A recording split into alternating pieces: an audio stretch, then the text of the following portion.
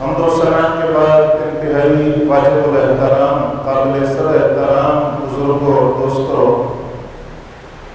ماہ اگست کی یہ 14 تاریخ ملک پاکستان کی وجود، قیام اور آزادی کے حوالے سے ایک تاریخی حیثیت کی حامل تاریخ ہے کہ اس تاریخ کو دنیا کے نقشے پر ایک نئی ریاست اور نئے ملک نے جنم دیا جس کو ملک پاکستان کہا جاتا ہے۔ اللہ تعالیٰ نے انسان کو بعض چیزوں کی محبت فطرتی طور پر عطا کی ہے۔ انسان نہ چاہتے ہوئے بھی بعض چیزوں کے ساتھ محبت کرتا ہے۔ انسان اپنے ماں باپ سے محبت کرتا ہے، اس میں اس کے اختیار کا کوئی دخل نہیں ہوتا، وہ فطرتی محبت ہوتی ہے۔ انسان اپنی اولاد سے محبت کرتا ہے، یہ فطرتی محبت ہے۔ انسان کو مال کے ساتھ محبت ہوتی ہے اور انسان کو ایمان کے ساتھ محبت ہوتی ہے۔ اسی طرح فطرتی محبت میں سے وطن کی محبت بھی شامل ہے کہ انسان جس وطن کے اندر رہتا ہے، جس دیش میں رہتا ہے، اس وطن کے ساتھ، اس دیش کے ساتھ اس کو فطرتی محبت ہوتی ہے۔ اور اسی لیے کہا گیا حب الوطن من الایمان، وطن کی محبت ایمان کا حصہ ہوتی ہے، اور ایمان کامل تب ہوتا ہے جب بندہ اپنے وطن کے ساتھ محبت کرتا ہے۔ حضور نبی رحمت صلی اللہ علیہ وسلم کو جب حکم ہوا کہ آپ ہجرت کر کے مکہ سے مدینہ چلا جائیں، تو حضور صلی اللہ علیہ وسلم شہر مکہ سے جب باہر نکلے تو حضور رک گئے، اور رک کر سرکار دو عالم صلی اللہ علیہ وسلم نے اپنا چہرہ انور مکہ المکرمہ کی طرف کیا، اور آپ کی آنکھوں میں آنسو تھے، اور آپ نے روتے ہوئے کہا اے شہر مکہ تو میرا وطن ہے، میں تجھے کبھی چھوڑ کر نہ جاتا، میری پیدائش یہاں ہوئی، ماں کی یادیں ہیں، میں تجھے کبھی چھوڑ کر نہ جاتا اگر یہ کافر مجھے مجبور نہ کرتے اور اللہ کا حکم نہ ہوتا۔ اور پھر اللہ تعالیٰ کی بارگاہ میں عرض کی کہ یا اللہ میں اپنے وطن کو چھوڑ کر جا رہا ہوں، اب تو مجھے اس شہر میں لے جا جو شہر تجھے زیادہ پسند ہے۔ تو حضور صلی اللہ علیہ وسلم کو حکم ہوا کہ آپ مدینہ طیبہ تشریف لے جائیں۔ اس لیے وطن کی محبت انسان کی فطرت کے اندر شامل ہے۔ سرکار کی بارگاہ میں اگر کوئی مریض آتا تو نبی علیہ السلام زمین سے مٹی اٹھا کر اللہ کی بارگاہ میں عرض کرتے یا اللہ یہ ہمارے وطن کی مٹی ہے، تو اس کو شفا یاب بنا دے، اور اس مٹی پر اپنا لعاب دہن لگا کر اس مریض کو دیتے کہ تم اس کو درد والی جگہ پر لگاؤ، اللہ اس وطن کی مٹی کا صدقہ تمہیں شفا عطا کر دے گا۔ حضرت فاروق اعظم رضی اللہ تعالیٰ عنہ فرماتے ہیں اگر تم نے کسی آدمی کو دیکھنا ہو کہ وہ کتنا عقل مند ہے تو یہ دیکھو کہ وہ اپنے وطن سے کتنی محبت کرتا ہے۔ اس لیے کہ جو بندہ اپنے وطن سے پیار نہیں کرتا، اپنے دیش سے محبت نہیں کرتا، فرمایا وہ بے وقوف ہے، اور یہ بے وقوفی کی علامت ہوتی ہے کہ کوئی بندہ اپنے وطن سے محبت نہیں کرتا۔ اور حضرات گرامی قدر، ہم جس ملک کے اندر رہتے ہیں، ملک پاکستان، اس کو مدینہ ثانی کہا جاتا ہے۔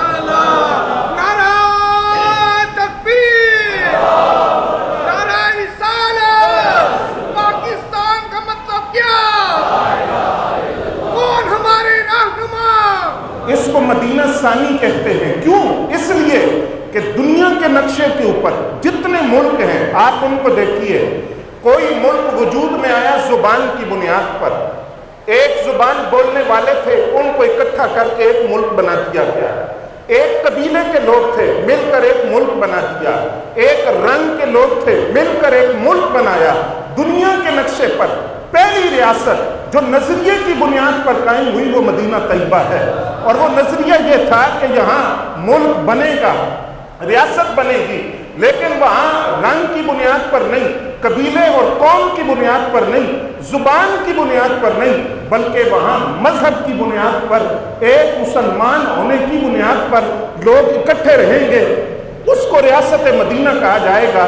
یہ پہلی ریاست جو نظریے کی بنیاد پر بنی، اور دنیا کے نقشے پر آج تک دوسری ریاست جو نظریے کی بنیاد پر بنی وہ ملک ہے جس میں میں اور آپ آزادی کی سانس لے رہے ہیں۔ پاکستان نظریے کی بنیاد پر بنا۔ وہ نظریہ کیا تھا؟ حضرات گرامی قدر، قائد اعظم محمد علی جناح سے پوچھا گیا، توجہ ہے نا آپ کی، کہ آپ ایک علیحدہ ملک کا مطالبہ کر رہے ہیں، اس کی بنیاد کیا ہوگی، نظریہ کیا ہوگا؟ قائد اعظم نے ہندوؤں سے کہا، تم گائے کو خدا کہتے ہو، ہم گائے کو ذبح کر کے کھاتے ہیں، یہی نظریہ ہوگا۔ ہمارا خدا وحدہ لا شریک ہے، تمہارا رہنے کا انداز اور ہے، ہمارا اور ہے، تمہارا کلچر اور ہے، ہمارا کلچر اور ہے، یہی دو قومی نظریہ ہے۔ اس نظریے کی بنیاد پر ایک ملک وجود میں آئے گا جس کو پاکستان کہا جائے گا۔ اور پھر قائد اعظم نے مثال دے کر سمجھایا اپنی ایک تقریر کے اندر، جب ایک ہندو نوجوان نے کہا، جناح صاحب آپ علیحدہ ملک کا مطالبہ کیوں کرتے ہیں؟ کیا ہندو اور مسلمان ایک جگہ اکٹھے نہیں رہ سکتے؟ تو قائد اعظم نے پانی پی کر، اپنا بچا ہوا پانی میز پر رکھ کر اس ہندو سے کہا کہ یہ میرا بچا ہوا پانی پیو۔ اس نے کہا میں کسی مسلح کا پانی نہیں پی سکتا۔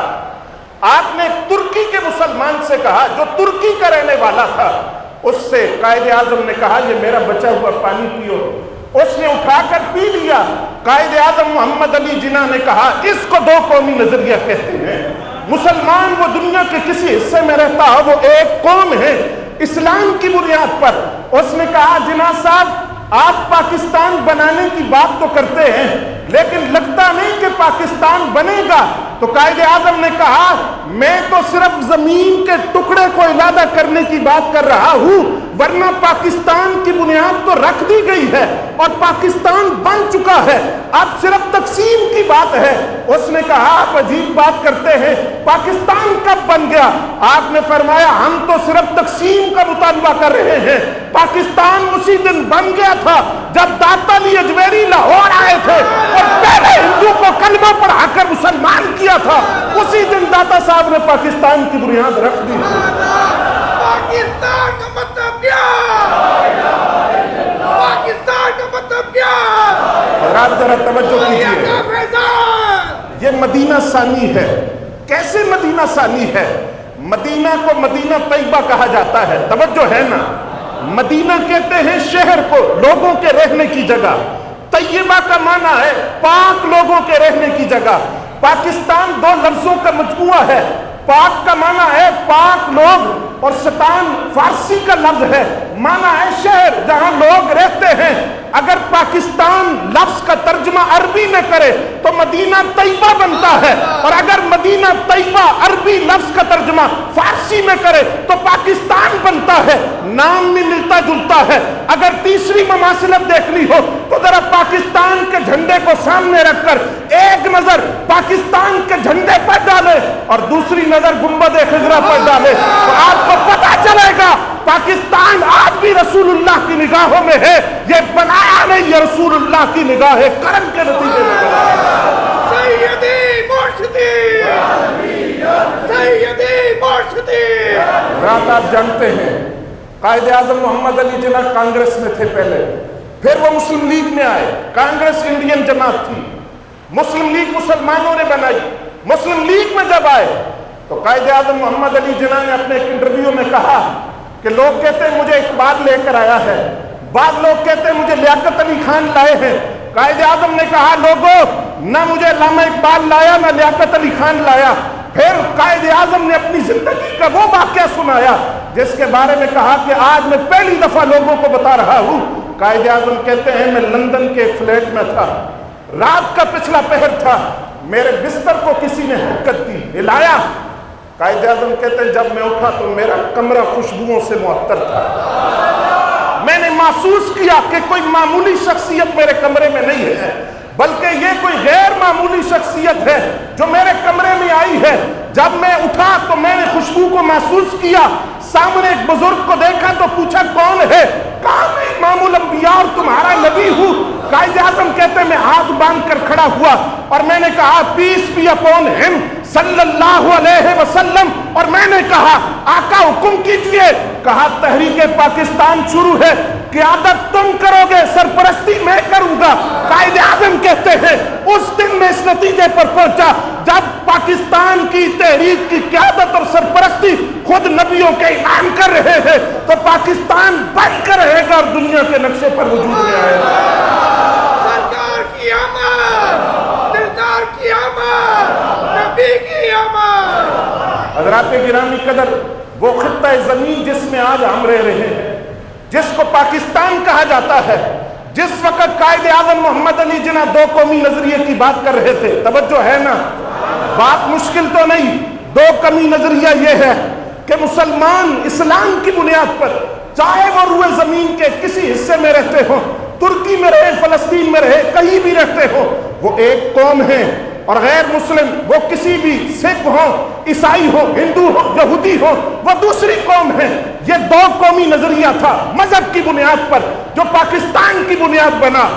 جس وقت قائد اعظم دو قومی نظریے کی بات کر رہے تھے، اسی وقت ہندوستان کے ایک ممبر سے ایک ملا نے کہا، ملا نے اپنے آپ کو مسلمان کہنے والا، اس نے کہا قوم مذہب سے نہیں بنتی، قوم دین سے نہیں بنتی، تو کس سے بنتی ہے؟ اس نے کہا قوم وطن سے بنتی ہے۔ وطن میں رہنے والا چاہے وہ سکھ ہو، عیسائی ہو، ہندو ہو، مسلمان ہو، یہودی ہو، وہ ایک قوم ہے۔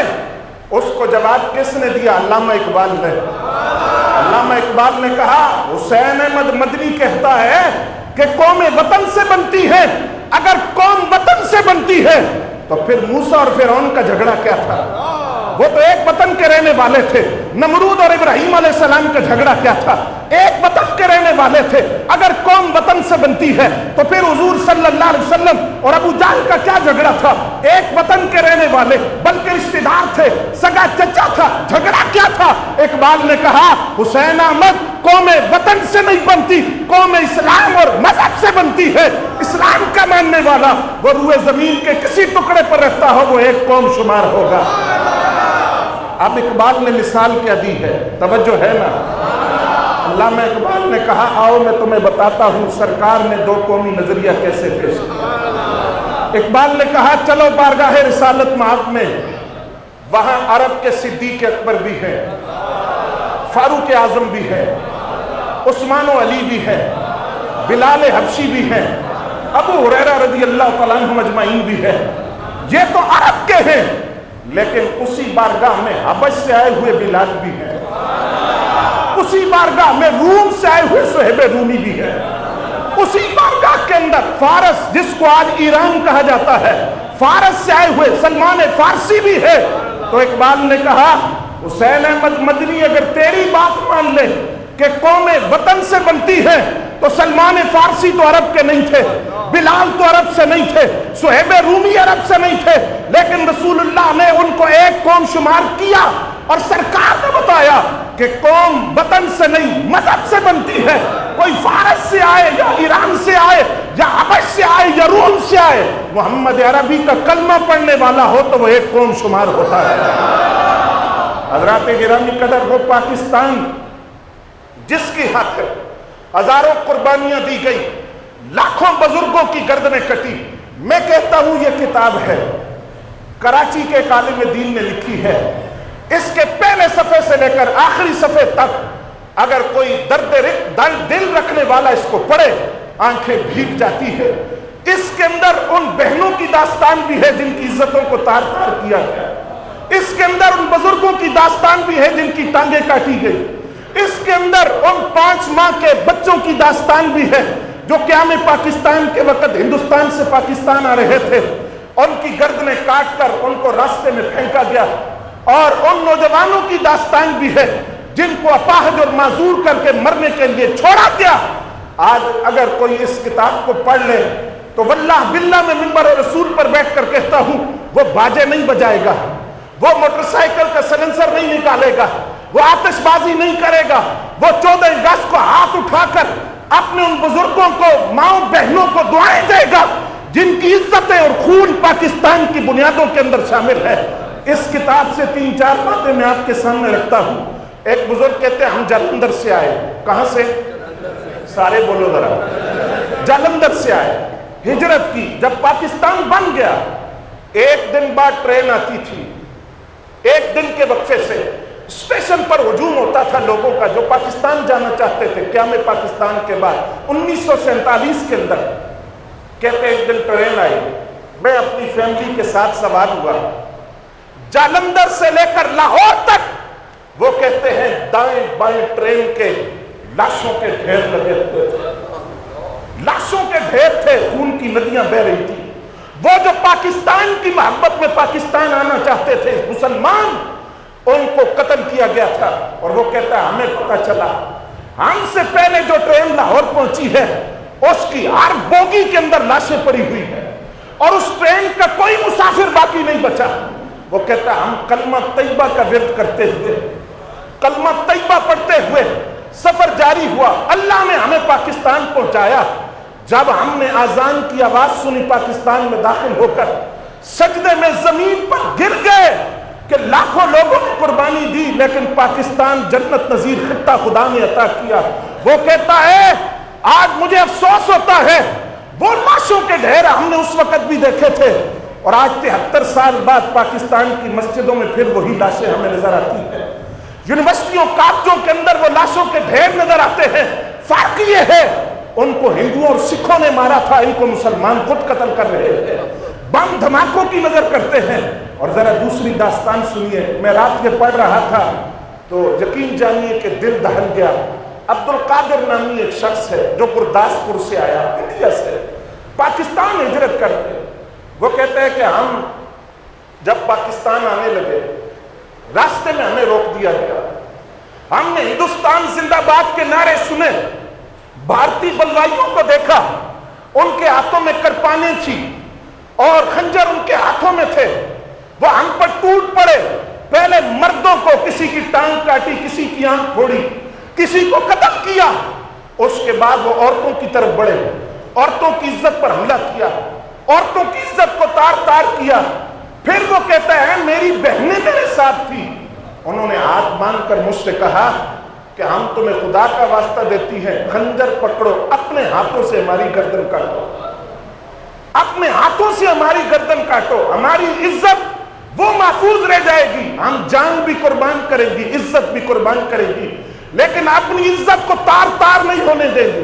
वो शख्स रोते हुए कहता है कि मैंने खुद अपनी बहनों को उनके गले काटे, उनको कुओं के अंदर फेंका, पाकिस्तान पर कुर्बान किया। वो बहनें जिनकी डोली अभी मैंने उठानी थी, जिनके हाथों पर मेहंदी अभी मैंने लगानी थी। वो कहता है आज 73 साल बाद जब 14 अगस्त आता है तो मैं रोता हूं, तो मेरा नवासा मुझसे पूछता है नाना जान आप क्यों रोते हैं, लोग तो खुशियां मनाते हैं। तो मैंने उससे कहा लोगों ने पाकिस्तान बनते नहीं देखा, मैंने बनते हुए देखा है। मैंने वो लाशें देखी हैं पाकिस्तान की बुनियादों के अंदर, पाकिस्तान की बुनियादों के अंदर उन औरतों की इज्जत और खून शामिल है जो हिंदुस्तान से पाकिस्तान हिजरत करके आई। फिर एक और दास्तान सुनिए, एक शख्स कहता है हम हेड तरेमू के मकाम पर पहुंचे हिंदुस्तान से, तवज्जो है ना, हेड तरेमू के मकाम पर पहुंचे।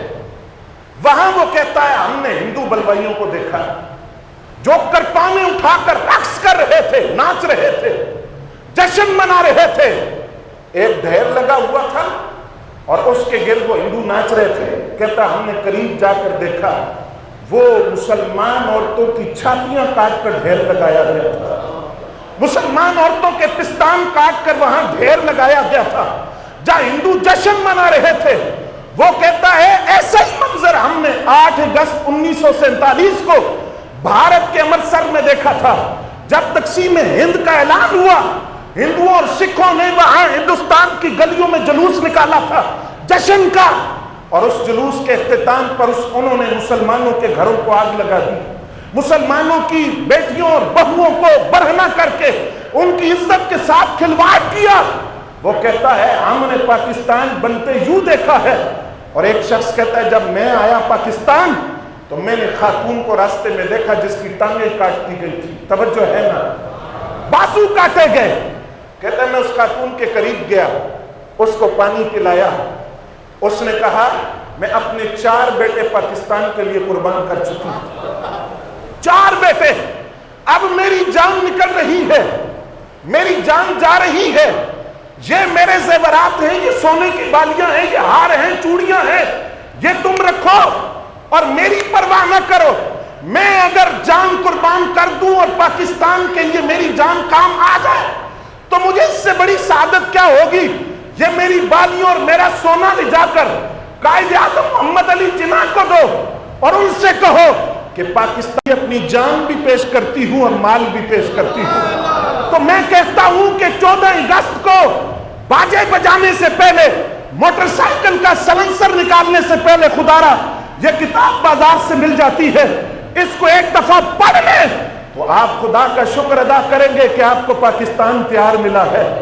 آپ نے وہ قربانیاں نہیں دیکھی، آپ نے ان بوڑھوں کی لاشیں نہیں دیکھی، بہنوں کی تار تار عزت نہیں دیکھی جن کی عزت پاکستان کی بنیادوں کے اندر شامل ہے۔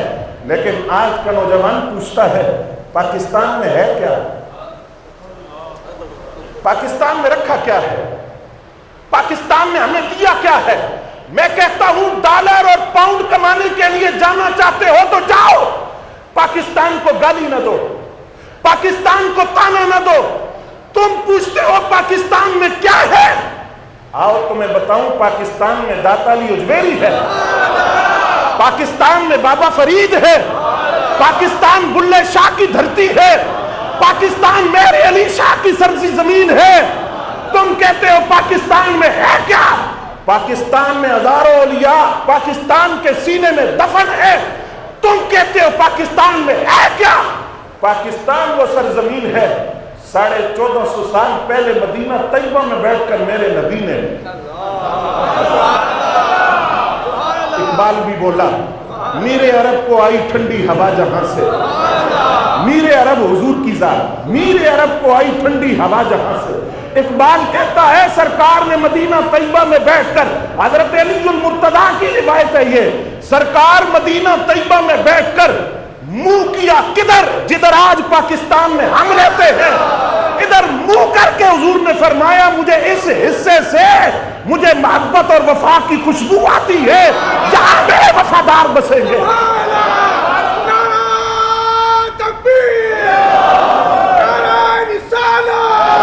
پاکستان کا مطلب کیا؟ پاکستان کا مطلب کیا؟ شہدائے پاکستان۔ اقبال کہتا ہے میرے عرب کو آئی، توجہ ہے نا، اسی چاسنی لے اقبال دے لفظاں دا، میرے عرب کو آئی ٹھنڈی ہوا جہاں سے، ہاں وہی میرا وطن ہے، ہاں وہی میرا وطن ہے۔ اقبال کہتا ہے مجھے فخر ہے۔ تم پوچھتے ہو پاکستان میں کیا ہے؟ اقبال کہتے ہیں کیا یہ کم ہے کہ حضور کو یہاں سے ٹھنڈی ہوائیں جاتی تھی؟ کیا یہ کم ہے کہ حضور نے اس وقت فرمایا کہ مجھے زمین کے اس حصے سے وفا اور محبت کی خوشبو آتی ہے، اور وہ وفا اور محبت جس طرح پاکستان میں ہے روئے زمین میں آپ کو اور کوئی نظر نہیں آئے گی۔ ربیع الاول کا پورا مہینہ یا رسول اللہ کی صدائیں یہی لگتی ہے۔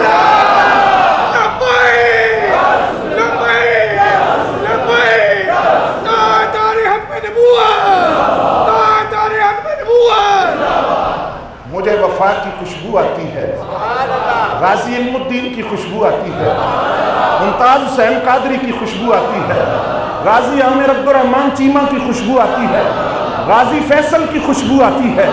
یہ محبتوں کی سرزمین ہے۔ تم کہتے ہو پاکستان میں کیا ہے؟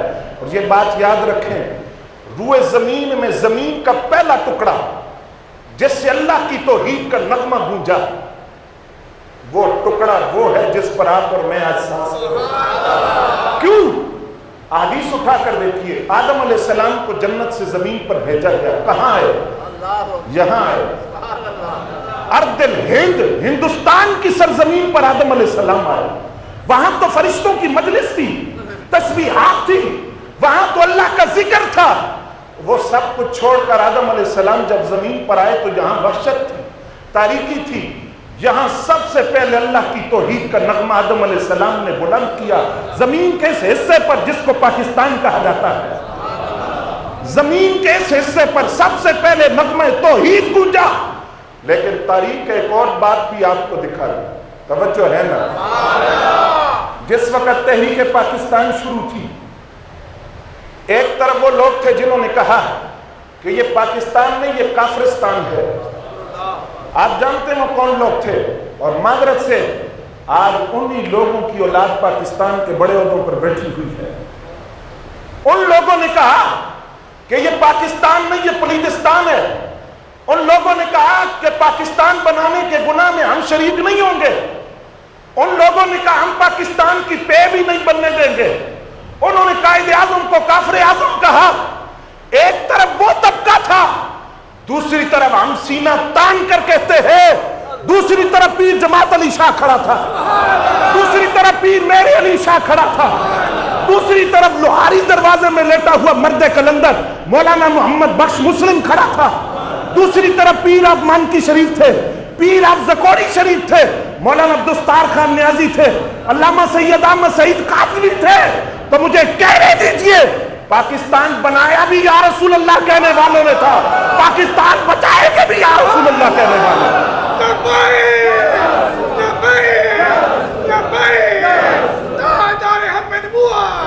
جس وقت الیکشن ہوئے، توجہ ہے نا، جب کوئی بات کرے تو سینہ تان کے جواب بھی دیا کرو۔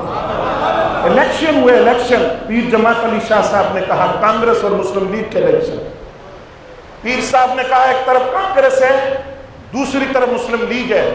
اپنے مریدوں سے کہا، ہزاروں مرید تھے پیر صاحب کے، آج بھی، کہا کانگریس کا مطلب ہے کفر اور مسلم لیگ کا مطلب ہے اسلام۔ مریدوں سے کہا بتاؤ کفر کے جھنڈے کے نیچے کھڑا ہونا ہے یا اسلام کے جھنڈے کے نیچے کھڑا ہونا ہے؟ کہا اگر کسی نے مسلم لیگ کو ووٹ نہ دیا تو پیر جماعت علی شاہ نے کہا اگر قائد اعظم کا ساتھ نہ دیا وہ میرا مرید نہیں، نہ میں اس کا جنازہ پڑھوں گا، نہ میں اس کو مسلمانوں کے قبرستان میں دفن ہونے دوں گا۔ اور پیر جماعت علی شاہ وہ شخصیت ہے جنہوں نے قائد اعظم کا صرف ساتھ ہی نہیں دیا بلکہ مال بھی لے جا کر، پیسہ لے جا کر قائد اعظم کو دیا کہ یہ ملک پاکستان میں میری طرف سے آپ حصہ شامل کیجیے۔ حضرات گرامی قدر، آج کا نوجوان پوچھتا ہے پاکستان میں ہے کیا؟ میں کہتا ہوں کبھی 65 کی تاریخ بھی پڑھی ہے؟ 47 چلو دور ہے، 65 کی تاریخ تو پڑھو۔ انڈیا کی فوج پاکستان کی فوج سے 10 گنا بڑی تھی، 17 دن 18 راتیں 65 کی جنگ جاری رہی، 1 انچ بھی پاکستان کے بارڈر میں داخل نہیں ہو سکے۔ آواز نہیں آئی؟ مجھے ایوب خان کا وہ جملہ یاد آتا ہے جو اس نے تقریر کی تھی، ہم نے تو ریکارڈنگ سنی۔ وہ کہتا ہے کہ ہندوستانی جانتے نہیں انہوں نے کس قوم کو للکارا ہے، 1 انچ بھی پاکستان کے بارڈر میں داخل نہیں ہو سکے۔ آپ نے کبھی یہ جاننے کی کوشش کی کہ اس کی وجہ کیا تھی؟ ایک طرف ہندوستان کی 10 گنا بڑی فوج تھی، دوسری طرف پاکستان کی فوج ہے، اور 17 دن 18 راتیں یہ جنگ جاری رہی، پاکستان میں وہ داخل نہیں ہو سکے۔ اس کی وجہ کیا تھی؟ اس کی وجہ سنیو اس آدمی سے جس نے مدینہ طیبہ سے خط لکھا تھا۔ اس نے کہا ادھر 65 کی جنگ پاکستان میں لگی تھی، ادھر میں روضہ رسول کے سامنے بیٹھا تھا، میں نے خود اپنی آنکھوں سے دیکھا سرکار اپنی قبر انور سے نکلے، ساتھ صدیق اکبر بھی تھے، فاروق اعظم بھی تھے، عثمان غنی بھی تھے، شیر خدا بھی تھے۔ کہتا ہے میں نے آگے بڑھ کر رسول اللہ سے پوچھا حضور اتنی جلدی میں کدھر؟ فرمایا پاکستان پر حملہ ہو گیا ہے، مقابلہ کرنے جا رہا ہے۔ نعرہ تکبیر، نعرہ رسالت، نعرہ حیدری، نعرہ حیدری۔ توجہ ہے؟ نواب آف کلات بلوچستان کا نواب پاکستان کا مخالف تھا، ریفرنڈم ہوا، اس نے کہا میں پاکستان کے حق میں ووٹ نہیں دوں گا، لوگوں نے بڑا سمجھایا، اس نے کہا نہیں دوں گا پاکستان کو ووٹ۔ 1 دن پہلے اس نے اعلان کیا میں پاکستان کے حق میں ووٹ دوں گا۔ لوگوں نے پوچھا راتوں رات کون سا انقلاب آ گیا، کون سی تبدیلی آ گئی راتوں رات کہ تم نے اعلان کیا کہ میں پاکستان کے حق میں ووٹ دوں گا؟ اس نے کہا خدا کی قسم میں نے رات خواب میں رسول اللہ کو دیکھا ہے، مجھے سرکار نے فرمایا ہے اگر مجھ سے شفاعت کروانی ہے نا تو پاکستان کے حق میں ووٹ دینا۔ تو میں کہتا ہوں یہ پاکستان خود نہیں بنا، یہ رسول اللہ نے بنایا ہے، اور یہ جاگیر ہے میرے مصطفیٰ کی، جس سے میرے نبی کو محبت کی خوشبوئیں جائیں، جس سے میرے نبی کو وفا کی خوشبوئیں جائیں۔ اور وہی 65 کے جنگ کے حالات ذرا اٹھا کر دیکھیے، کیسے پاکستان کو اللہ نے فتح عطا کر دی. راوی کا پل توڑنے کی کوشش کی گئی, نہیں ٹوٹا. بولو ذرا. واگا بارڈر سے اندر آنے کی کوشش کی گئی, نہیں آ سکے. سیالکوٹ کے بارڈر سے اندر آنے کی کوشش کی, نہیں آ سکے. کیوں نہیں آ سکے؟ ایک شخص کہتا ہے 65 کی جنگ لگی ہوئی تھی, میں پریشانی کے عالم میں باہر نکلا تو میں نے میاں شیر محمد شرف پوری رحمت اللہ علیہ کو آواز آئے نظر. پریشانی کے عالم میں تھے, بال بکھرے ہوئے, لباس پر گرد پڑی. میں نے کہا حضور میاں صاحب کدھر؟ کہا میں سیالکوٹ کے بارڈر پہ جا رہا ہوں, وہاں بھارتی ٹینکوں کو روکنا ہے. کہا میں نے کہا میاں صاحب شرک پور سے سیالکوٹ جائیں گے تو لاہور واگا چلے جائیں. میاں صاحب نے کہا واگا جانے کی ضرورت نہیں, وہاں داتا صاحب پہلے موجود ہے. یہ دھرتی اولیاء کی دھرتی ہے. بھارتی فضائیہ کا آفیسر تھا, اس نے کہا مجھے 65 میں یہ ٹارگٹ دیا گیا تھا, تم نے راوی کا پل تباہ کرنا. کہتا ہے میں گولے پھینک تھکا, پل تباہ نہیں ہوا, راوی کا پل نہیں ٹوٹا. پوچھا کیوں؟ وہ کہتا ہے نیچے کوئی سبز چوگے والا بابا کھڑا تھا, میں گولے پھینکتا تھا, وہ پکڑ کر دریا میں پھینکتا تھا. اور یہ واقعہ اس نے سنایا کس کو؟ جماعت اسلامی کے بانی مولانا مودودی کو. مولانا مودودی کہتے ہیں جب میں نے اس سے یہ واقعہ سنا تو میرے دل نے مجھے گواہی دے کر کہا یہ اور کوئی ہو نہ ہو, یہ داتا اجمیری تھے جو راوی پل کرتے. تو میں کہتا ہوں جس پاکستان کے ایک بارڈر پر داتا اجمیری ہو, ایک سرحد پر پیر میرے علی ہو, ایک سرحد پر بابا فرید بیٹھے ہو, ایک سرحد پر بابا بلے شاہ بیٹھے ہو, ایک سرحد پر عبداللہ شاہ غازی بیٹھے ہو, ایک سرحد پر رحمان بابا بیٹھے ہو, تو مجھے بتائیے کوئی پاکستان کا کیا بگاڑ سکتا ہے جس کی سرحدوں پر اللہ کے ولی پہرا دے؟ وہ پاکستان دبنے کے لیے نہیں, اٹھنے کے لیے آیا ہے.